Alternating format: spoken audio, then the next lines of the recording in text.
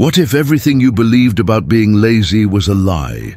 What if I told you that the problem was never your discipline, your motivation, or your willpower, but the instructions your mind has been running on? That every time you called yourself unmotivated, unproductive, or inconsistent, you were misreading a signal, not diagnosing a flaw. The war you're fighting isn't because something inside you is broken. It's because something powerful in you hasn't been awakened yet. I've studied the men who reshaped the world, men who didn't just achieve success, they manufactured it. Andrew Carnegie, Henry Ford, Thomas Edison, Charles Schwab. These men weren't born with drive, they engineered it. They didn't rely on emotion or inspiration. They didn't wait to feel ready. They became unstoppable by changing one critical thing, their identity. And that's what we're doing. Right here, right now. This isn't just another pep talk. This is a mental reset. A system-level reprogramming of how you see yourself, how you act, and who you become. If you've ever said, "I know I was made for more," but felt stuck. If you've seen yourself in the mirror and felt the gap between your vision and your habits, then this message is yours. I'm not here to inspire you temporarily. I'm here to help you recode your system so that laziness feels unnatural and action becomes who you are. Discipline isn't a character trait, it's a byproduct of alignment. And the first domino is belief. Belief that your current patterns aren't permanent, they're programmable. Your subconscious, which controls 95% of your behavior, doesn't listen to what you wish, it listens to what you repeat. It listens to identity, it listens to command, and until your self-story changes, your life won't. Big dreams, small action, loud ambition, quiet execution. But that ends now. Today begins alignment. No more calling yourself lazy. From this moment forward, you speak and act like a man who knows the truth. You were never lazy. You were misaligned. So don't. Watch halfway. Don't let this run in the background. Stay locked in. Because this isn't about motivation. It's about ritual, fire, identity, and we start building that now. Let's be clear. Laziness is not a flaw. It's a message. A signal that your internal system is either underpowered, misaligned, or emotionally disconnected from your mission. The problem is, most men never ask why. They accept it. They believe the lie, "I'm just lazy." But laziness isn't your nature. It's a misfiring, a miscalibrated operating system. Rewire the system, and you become unstoppable. The greatest men I studied didn't wait to feel ready. They moved, then momentum followed. Carnegie started at the bottom, a bobbin boy working 12-hour days for $120 a week.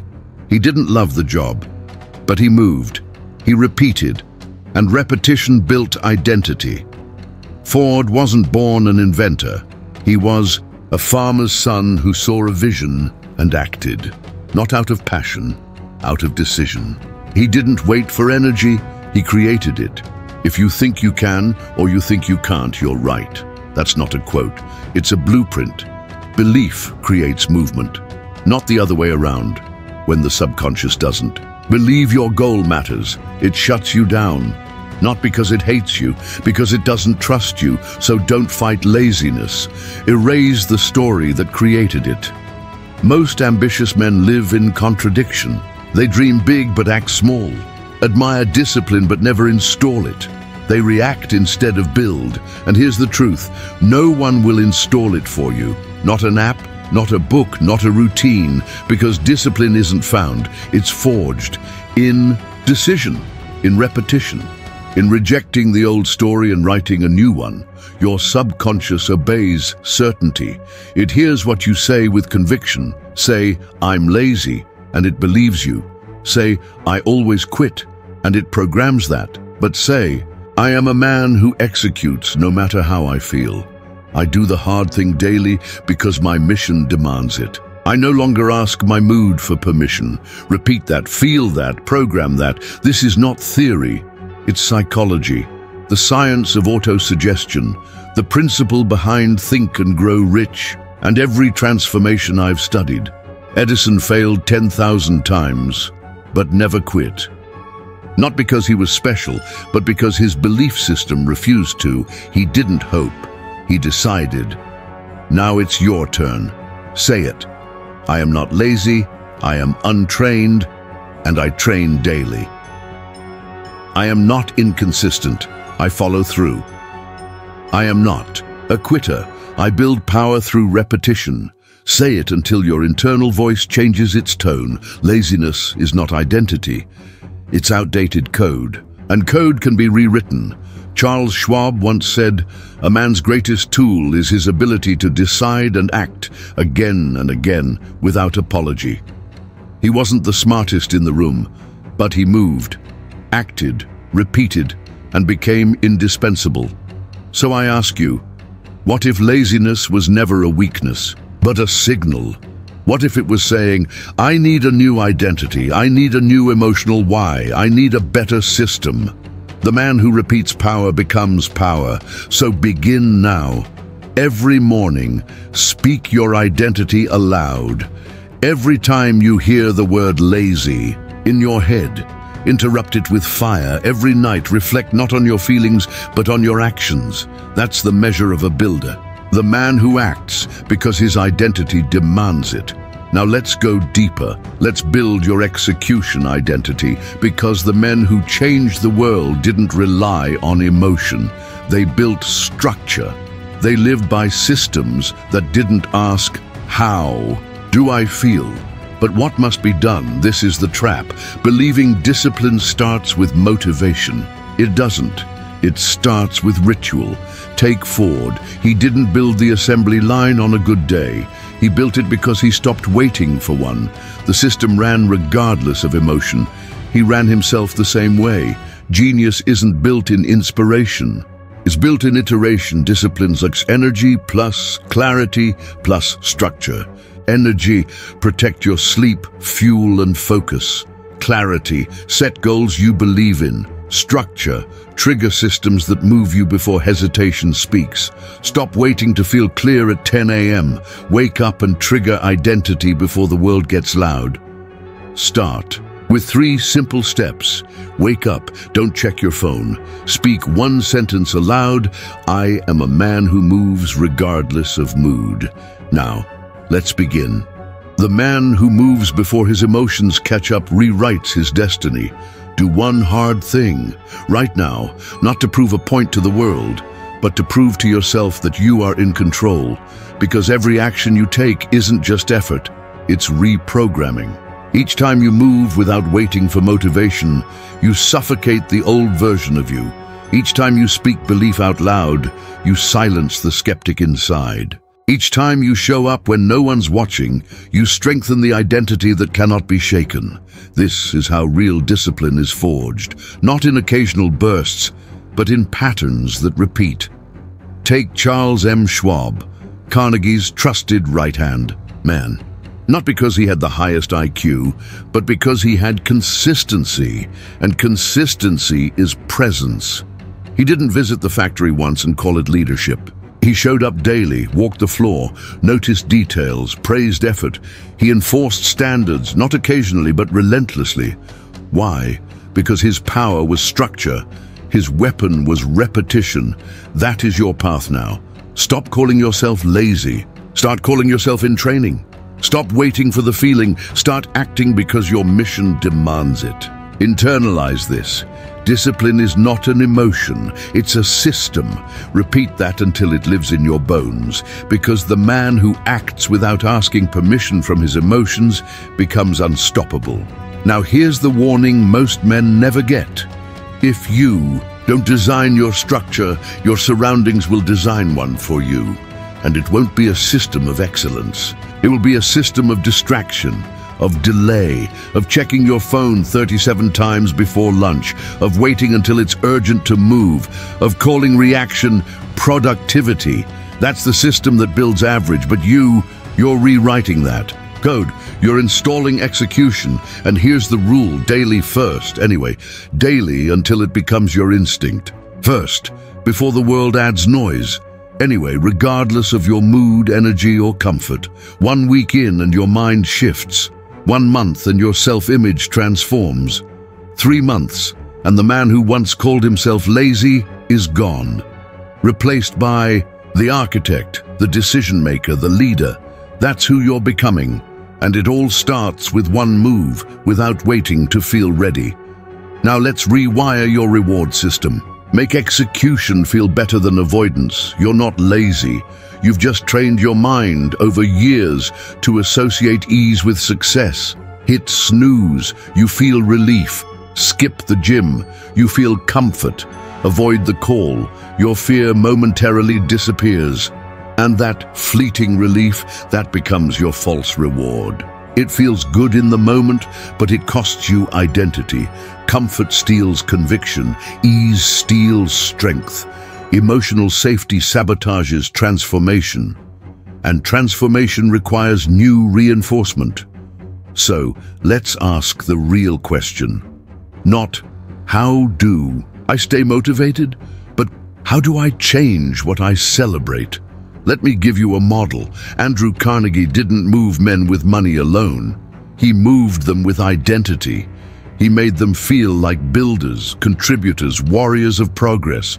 He praised initiative. He celebrated risk. He rewarded courage. He didn't just pay for labor, he invested in belief. That's what you must do for yourself. Stop rewarding ease. Start rewarding bold beginnings. Make starting before you're ready the new dopamine. Make doing it without applause your new applause. And here's the technique. Create a ritual after every hard task. Say it out loud. That's who I am now. Write it down. Today, I starved the old self. Breathe in deeply. This is the fire that's building my future. These aren't cliches, they're commands, because your subconscious listens most clearly right after motion, and your identity is built not by thought, but by what follows action. Let's revisit Thomas Edison. He failed more publicly than most men will ever try. But after every setback, he didn't say, "I'm not enough." He said, "That method doesn't work." Failure was forward motion, because he reframed it.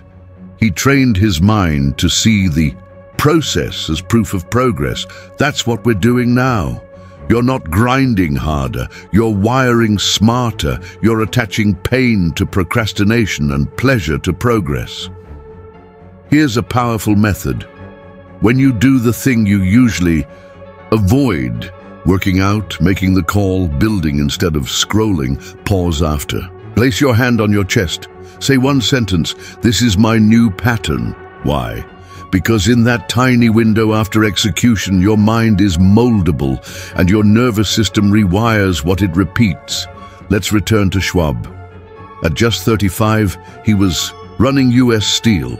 Not because he was born a leader, but because he became one through repetition. He linked reward to pressure. He craved challenge. And when resistance showed up, he didn't retreat. He leaned in. Then he said to himself, "I was made for this." And that sentence solidified every act of strength. Now it's your turn. No more, "I'm lazy." From this moment forward, your identity declaration is, "I do the hard thing. I move first. I choose progress over pleasure." Say it after every act of courage. Say it when it's uncomfortable. Say it when no one claps. Because you're not chasing greatness.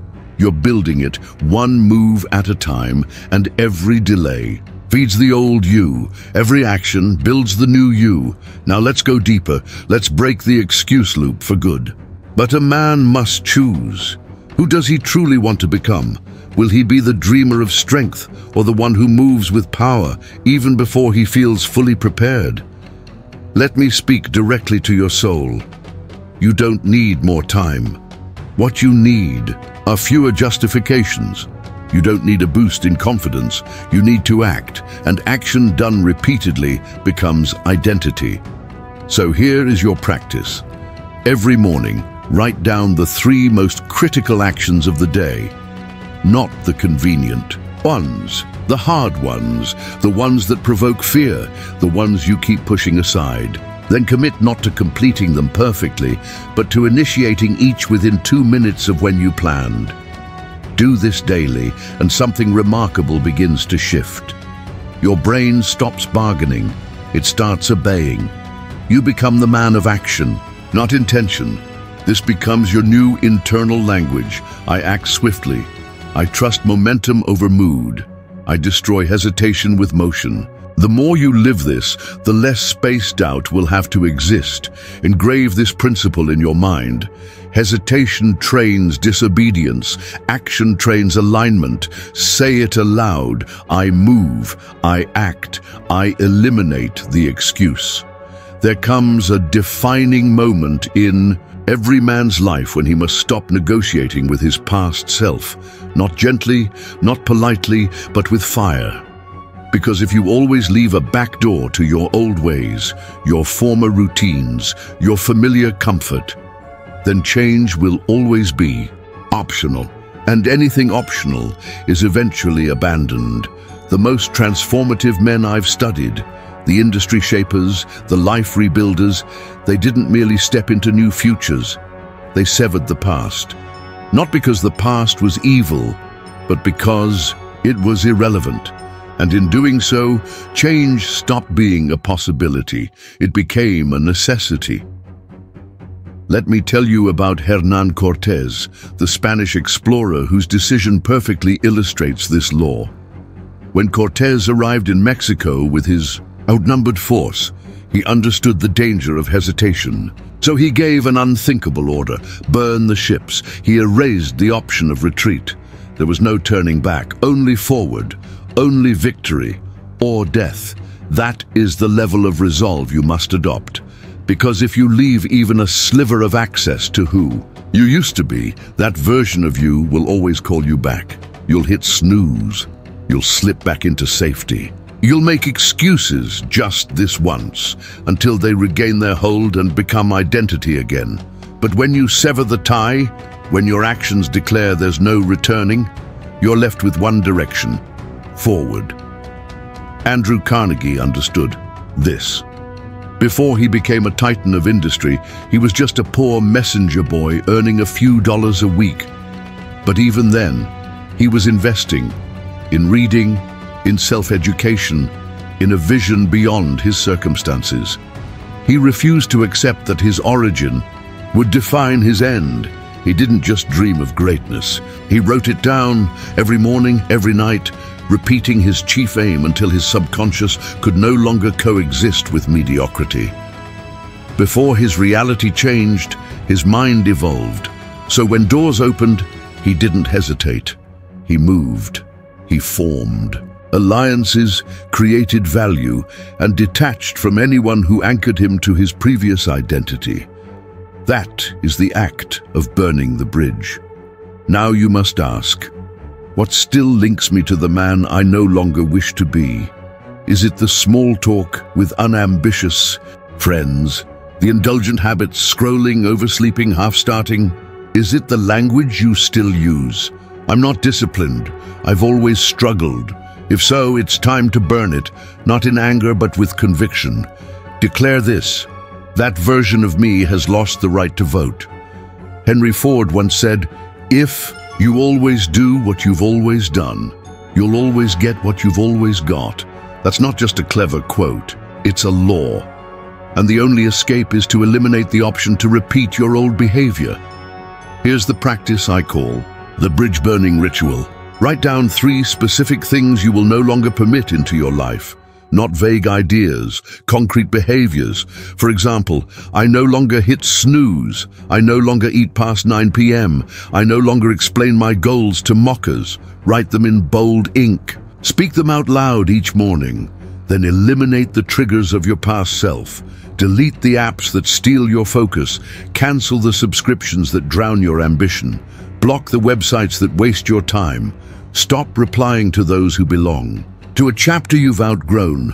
This isn't about bitterness, it's about clarity. That's how Thomas Edison moved. He didn't wait for inspiration to strike. He structured his world until genius was inevitable. His laboratories were filled not with distractions, but with tools, blueprints, systems, and failed attempts.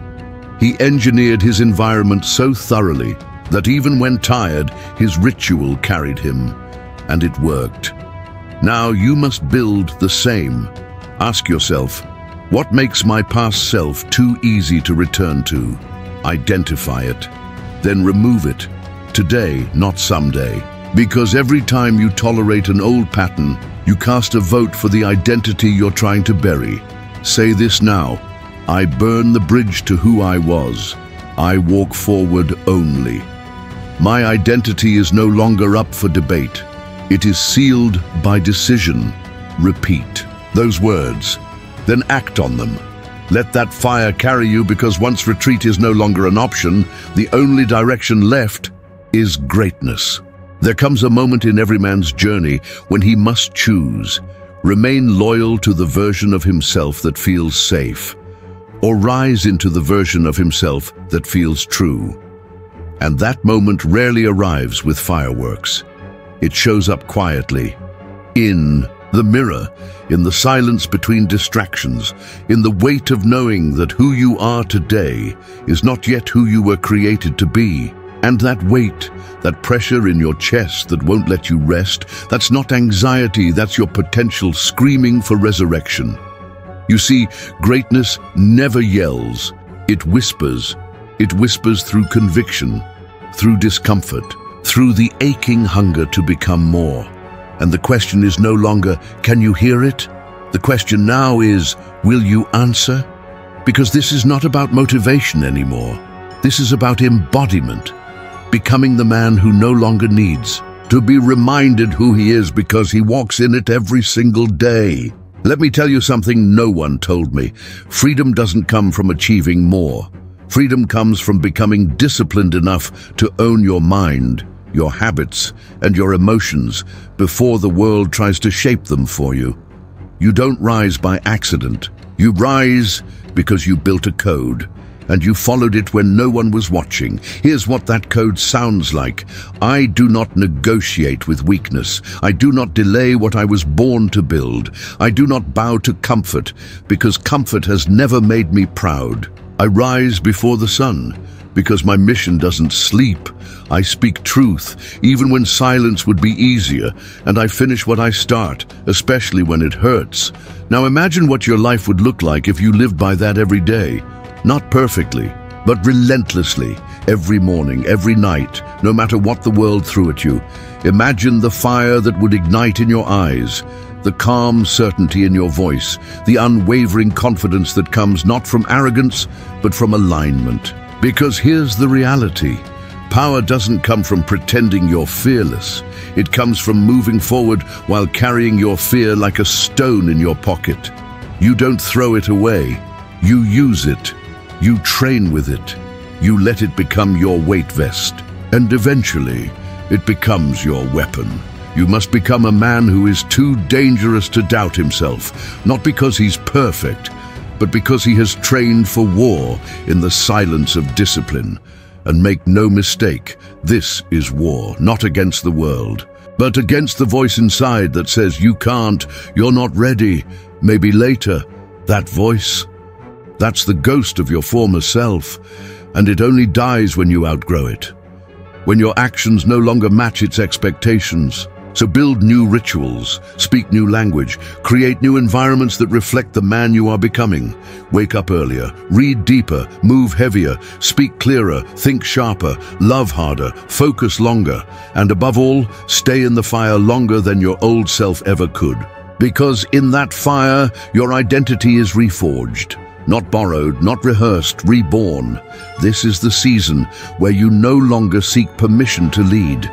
This is the season where you walk into rooms with presence, not noise, with direction, not distraction, with a mind made of steel and a heart made of purpose. Let the world wonder how you did it. Let them whisper. Let them doubt.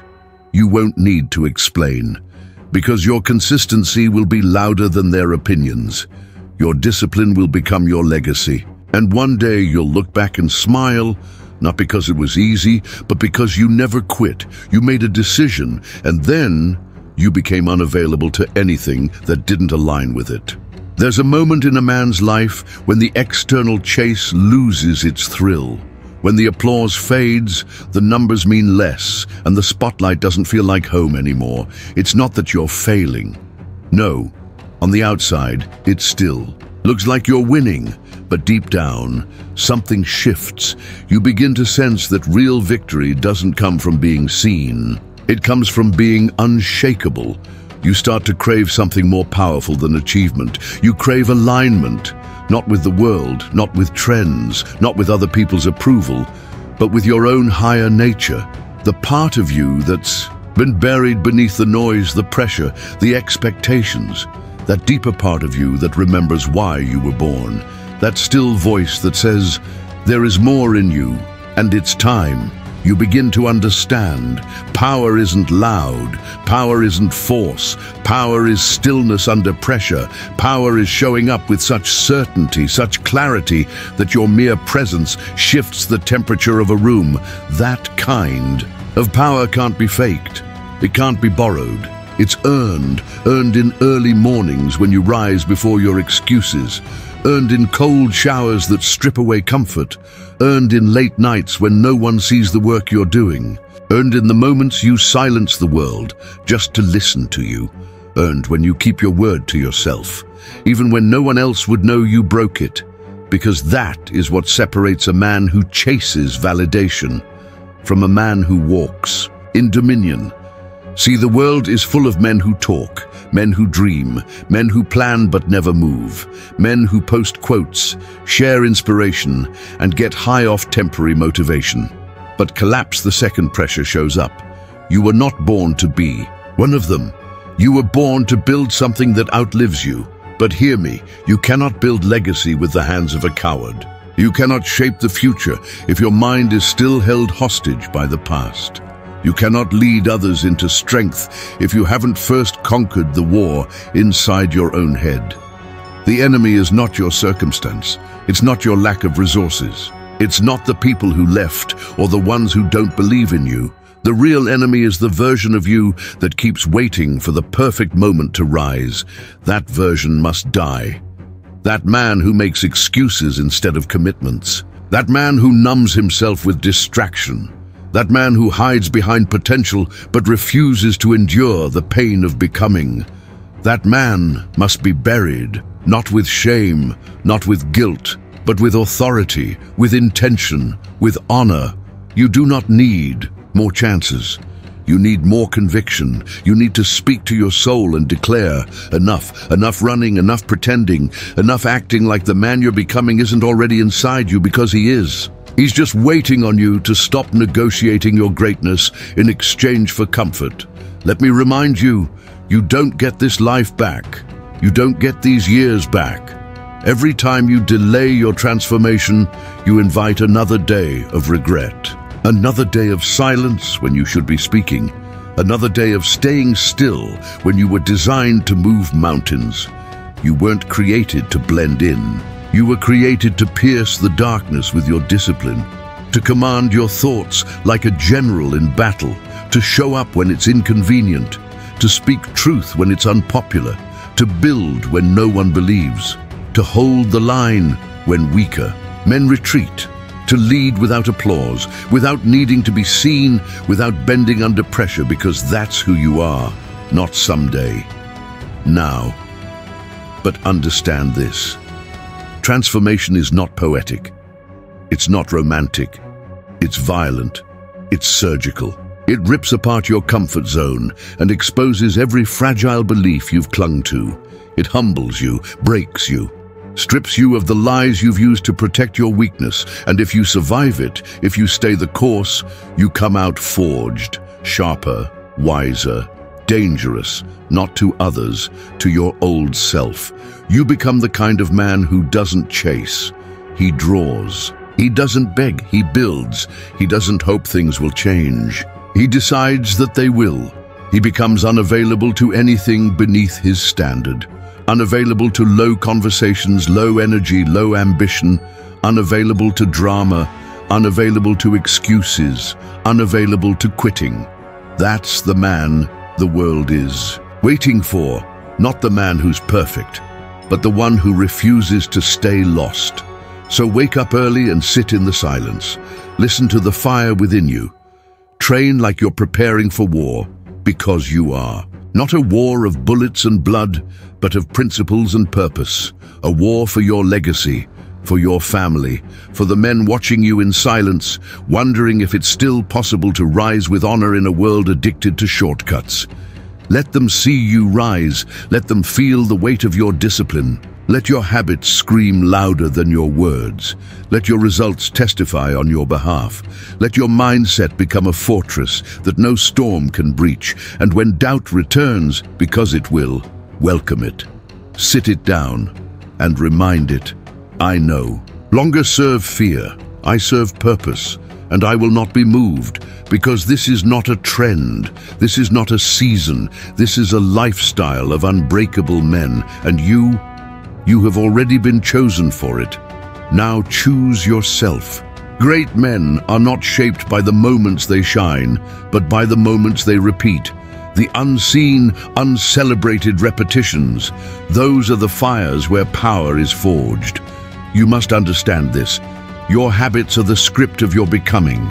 And if you do not write that script with intention, it will be written for you by emotion, by noise, by weakness. What you say to yourself in solitude is the seed of your future. Water it with fear, and you will reap hesitation. Water it with courage, and you will harvest strength. Do not wait for motivation. Do not rely on feeling. Train yourself to act in absence of comfort. Say the words anyway. Move anyway.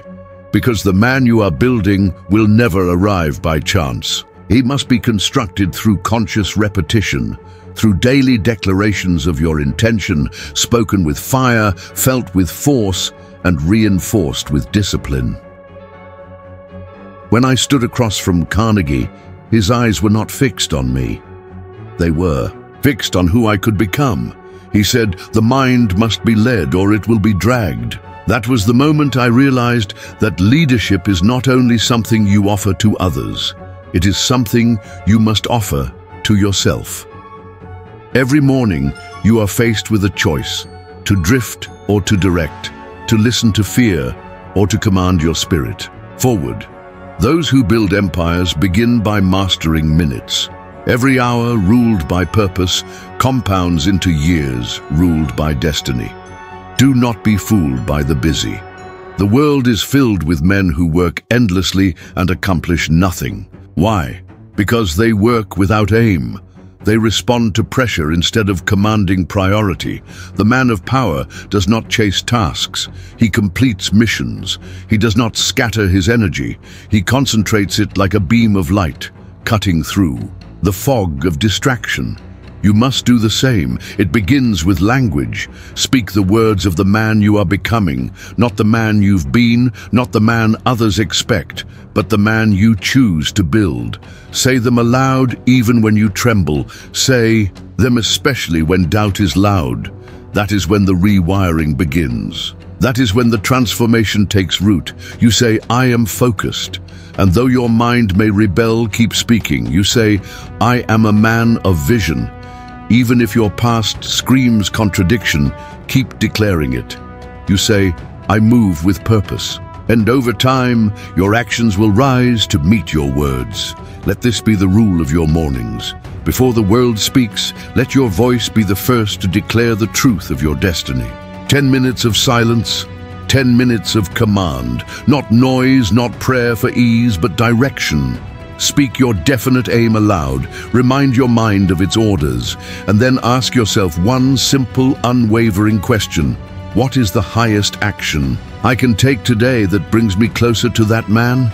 That one question will strip away the false urgency, the meaningless distractions, and the detours that look like productivity but lead nowhere. You must protect your mind as a king protects his throne. Do not entertain every invitation. Do not respond to every opinion. Guard your energy with the seriousness of a soldier. Focus is not a suggestion, it is a requirement. The man who wins is the man who resists scattering, who narrows his field, of attention, until every drop of his will is pouring into the construction of his destiny. There will be critics, there will be confusion, there will be moments when you question the path, but those moments are part of the cost. Stay the course. Let the world call you stubborn, let them call you obsessed. They will name you strange until they see your results. Then they will ask how you did it, and your answer will be simple. I did not divide, I decided. Look at the lives of builders, those who shaped industries, changed cultures, moved nations. What do they all have in common? They were not driven by comfort. They were not governed by applause. They were animated by one thing: purpose, repeated and repeated and repeated, until even failure bowed to their momentum. That is now your charge. Speak it again. I am disciplined. I am unwavering. I do not entertain the lesser path. I do not dance with distraction. I do not allow emotion to dictate my movement. I am not ruled by comfort. I am ruled by conviction. Say it louder when you feel weak. Say it longer when you feel tired. That is how warriors are built. Not in battle, but in belief. Not in explosion, but in repetition. Your identity is a house built brick by brick, word by word, act by act. Lay the next stone. Speak the next truth. Walk the next mile. Do not wait to feel worthy. Prove your worth with every forward motion. And when the crowd cheers or remains silent, when the reward comes or delays, do not alter your pace. Your purpose is the compass. Let nothing turn your head. Now picture this: a man in the storm, soaked, cold, aching, but unmoved. He does not stop to explain. He does not turn to complain. He walks, because his direction was chosen long before the wind began.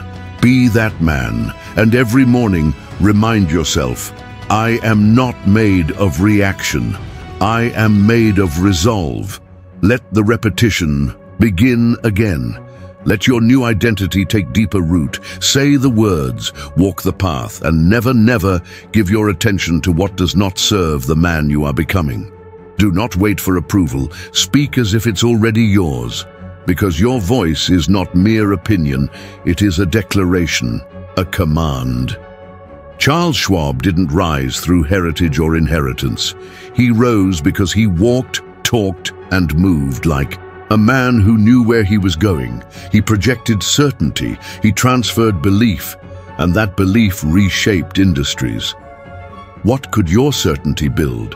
What future is waiting to obey your voice? If only you would speak with the authority of someone who already possesses it. So hear this clearly. From this moment forward, you will stop rehearsing your fears. You will stop echoing your doubts. You will no longer participate in conversations that validate your limitations. From now on, you install belief. You rehearse strength. You sculpt your identity through relentless repetition. Repeat this, not once, not when convenient, but daily. Because your identity is not a decision you make once. It is a structure you build brick by brick, line by line, word by word. Say this with power. I do not speak defeat. I do not repeat fear. I speak victory. I am building the man I am becoming. Say it again, louder, because the voice you obey most often becomes the voice that leads your life. The man who rewires his self-image reprograms his entire path. Repetition is the scalpel of transformation. It shapes belief. It crafts identity. It sharpens clarity. And whether you know it or not, you are always practicing something. You are either practicing discipline or defaulting to comfort. You're either rehearsing strength or reinforcing excuses. There is no neutral. The man who claims to be ambitious but walks with laziness isn't lacking ambition. He's simply rehearsed disconnect. He dreams with force, but his daily rituals are misaligned, inconsistent, emotionally reactive. And those subtle daily misfires, they're writing scripts into his subconscious, sabotaging his momentum. But here is the turning point. Repetition is not final. It is fluid. It can be rewritten. You can seize the wheel, you can reclaim the rhythm. When I studied the giants, Carnegie, Ford, Edison, Lincoln, Schwab, I didn't just find men of impact. I found patterns, habits, rituals, structures. They weren't flawless, but they were consistent in thought, in behavior, in purpose. Take Henry Ford. He didn't change the world by accident. He changed it through repetition. Each morning, the same mission: progress. He didn't refine machines only. He refined thought. He removed distractions. He eliminated clutter. He systematized simplicity. That is repetition with direction. Ford once said, "Thinking is the hardest work there is," which is probably why so few engage in it. He didn't mean mind-wandering. He meant deliberate thinking, daily meditation on a defined objective. Then there's Thomas Edison, the man who failed 10,000 times and still never failed. Why? Because he never rehearsed defeat. He rehearsed solutions. He practiced persistence. He reframed failure until it became nothing but a feedback loop. He said, "I've not failed. I've just found 10,000 ways that won't work." That's not ego. That's engineered identity, the kind you must now build. Begin every morning not with hesitation but with certainty. Speak aloud your purpose, not casually but as a declaration. Own the air around you. Walk like the man your future requires. Shoulders back, chin up, move with conviction, speak with clarity, choose with speed. Let your posture preach louder than your words. Discipline will do the talking, and when it gets hard, don't escape. Train. Don't wait. Build. For repetition turns pressure into precision, and once discomfort becomes default, nothing can stop you. Now look to Abraham Lincoln, a man forged not by peace but by war. Every day, new conflict, every moment, fresh fire, yet he practiced calm. He rehearsed patience. He trained clarity, vision, silence. He didn't lead through chaos. He conquered it by anchoring himself in practiced stillness. He was not great because of genius alone, but because he created an inner law stronger than the world's noise. That, my friend, is the power of internal repetition. If your external world is out of control, it's because your inner rhythm is untrained. To destroy laziness, don't wait for motivation. Build systems, wake at the same time, move with routine. Eat like a warrior, think like a strategist. Don't chase novelty. Chase identity. Charles Schwab wasn't the most technical mind in Carnegie's empire, but he was the most focused. He practiced the basics, taught his team the rhythm of mastery. He removed distractions, trained fundamentals, kept his mission narrow, and in doing so, became irreplaceable. You must do the same. Don't seek more, refine less. Don't get louder, get clearer. Do fewer things, but do them well. You're not broken. You've just been rehearsing the wrong script.